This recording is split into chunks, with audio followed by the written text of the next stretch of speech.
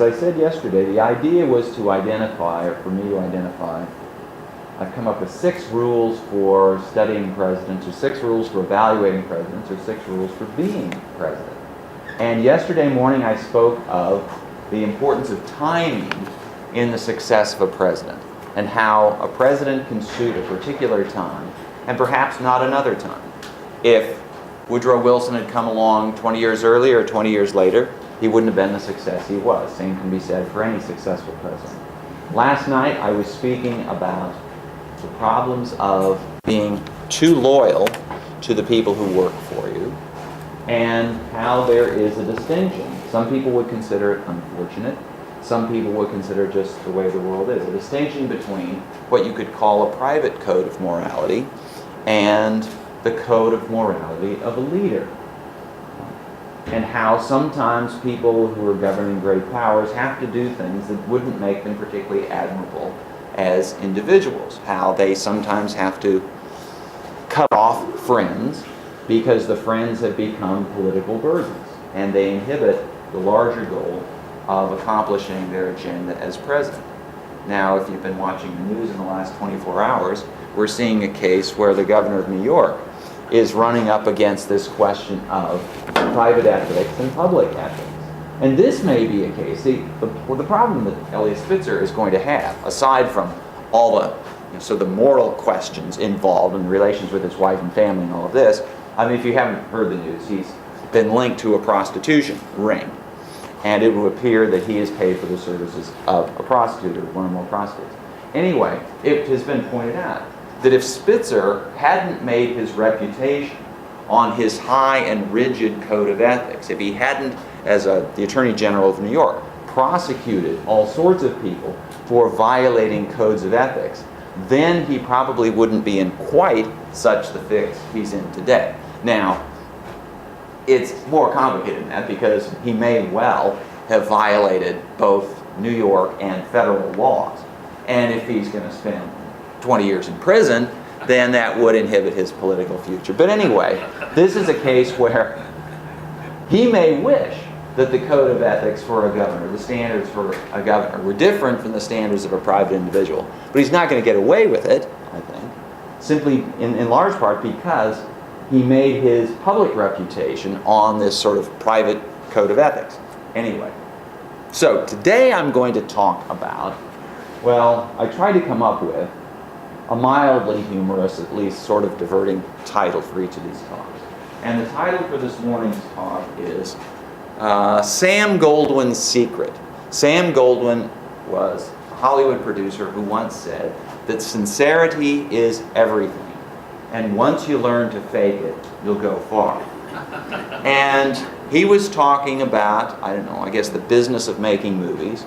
Perhaps he was talking about acting and what one portrays in a role. He might just as well have been talking about being President of the United States.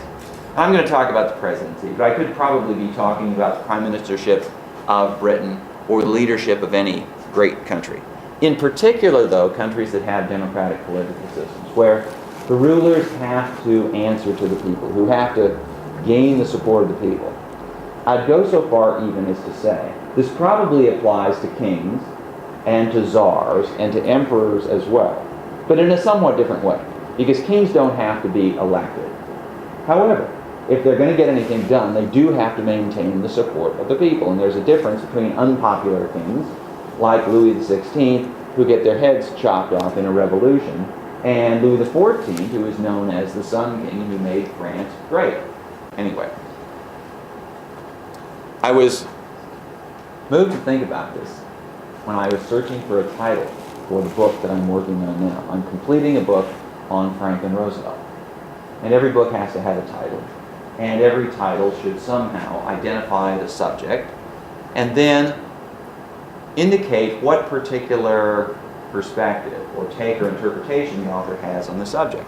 There have been lots of books written about Franklin Roosevelt, and I had to come up with something that was distinctive about my interpretation of Roosevelt. So why read Brands' book on Roosevelt when there are a bunch of other books out there?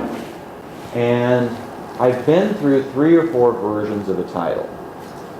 And The first one that I came up with was, I thought it caught my theme pretty well, but it didn't generate a whole lot of enthusiasm among the marketing crew at my publisher. And that's important. You have to get these people on board so they'll go out and push the book and say it's the best thing since sliced bread.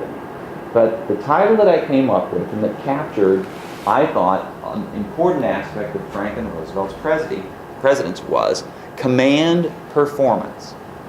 And I was going to spin out the various ways you could interpret command performance, but the emphasis, well, was both on the command and the performance. And the command was kind of a dual use, where he was the commander of American forces during the Second World War, and so that's where the command comes from. But a command performance, as you may know or remember, is usually a performance given by some artist or actor or musician before a king or queen. And typically the invitation comes and the king commands you to perform at court at such and such a time. So I could argue that Roosevelt's command came from the American people. And this is something that presidents have commented on and prided themselves on since the days of Andrew Jackson. They serve at the will of the American people. And reluctant candidates, reluctant presidents, like Jackson, like Ulysses Grant, this was particularly true of generals who go into politics. Jackson, Grant, as late as Dwight Eisenhower. Dwight Eisenhower didn't want to run for president. But the idea that the American people might command him to be president, he would say, well, it's very much the way I answered orders from my commander-in-chief during the war. And the higher commander-in-chief, in fact, than the President of the United States, is the people of the United States. So that's where the command was going to come in. The emphasis was equally on performance. Because I came to realize that the success of presidents is very much a performance. Presidents perform a role. There are certain things that are expected of presidents, and if you do these things well, then you're pretty far down the road to getting what you want out of the presidency and getting the kind of support you want. Now, this is not to say that a president's performance is insincere, but it is to say that it must be effective and it must be viewed, at least in part, as a performance. And when I thought about this, I was drawn by a comment that Franklin Roosevelt made to Orson Welles. Orson Welles was probably the most famous actor of his day in the 1930s. He was a movie director and producer. He was a really big wig in Hollywood. And he visited the White House one day during the 1930s. And Franklin Roosevelt said, Orson, I want you to know that you and I are the two finest actors in America. And I thought this was quite strikingly candid coming from a president. Because I think all presidents understand that they're acting in some sense or another, but for them to admit it to another actor, maybe he would only admit it to another actor, I'm not sure. He didn't repeat the comment, as far as I know, to other people. But he did recognize that what he was doing was an aspect of performing. It was a kind of act. Now, when I'm writing this book about Franklin Roosevelt, I have to explain Roosevelt the president. I also have to explain Roosevelt the man. This is a biography. This is a life of Franklin Roosevelt. And this notion that he was acting seemed to me to provide a kind of insight as well into the individual, into the personality. Because I remember an interview I heard on the radio years ago. This was probably 20 years ago.